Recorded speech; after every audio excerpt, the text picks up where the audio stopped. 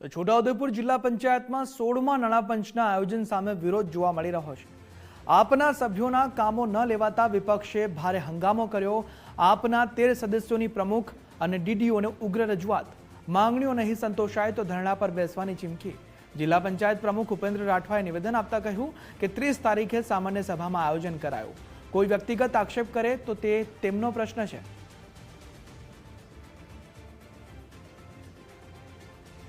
વધુમાં વધુ એસેટ ઊભી થાય એ કોઈ ગામમાં આંગણવાડી બાકી હોય તો એ આંગણવાડી બને, કોમ્યુનિટી હોલની જ્યાં જરૂર હોય ત્યાં કોમ્યુનિટી હોલ બને, કોઈક પ્રાથમિક આરોગ્ય કેન્દ્રમાં સોલાર રૂફટોપ લગાવવાની જરૂર હોય તો એ બને, કેટલીક જગ્યાએ વીજળીકરણના કામ હોય તો એ વીજળીકરણના કામો થાય, ક્યાંક ચેકડેમની જરૂર હોય તો એ બને।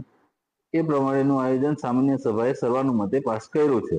કોઈ વ્યક્તિગત આક્ષેપ કરતા હોય તો એમનો પ્રશ્ન છે। બાકી જિલ્લામાં પ્રજાલક્ષી જે સુવિધા ઊભી કરવી જોઈએ એ સુવિધા ઊભી કરવાનો સામાન્ય સભાએ પ્રયત્ન પૂરો કર્યો।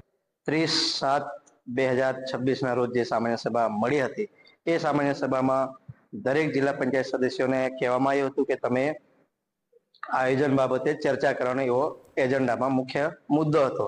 પરંતુ આ લોકો જે આમ આદમી પાર્ટીનું જે છોટાઉદેપુર જિલ્લામાં જે પ્રભુત્વ વધી રહ્યું છે એ પ્રભુત્વના કારણે 13 જિલ્લા પંચાયત સદસ્યોમાંથી જે સૂચવેલ કામો હતો એમાંથી એક પણ કામ દરેક જિલ્લા પંચાયતોના સદસ્યશ્રીના કામ લેવામાં આવેલ નથી।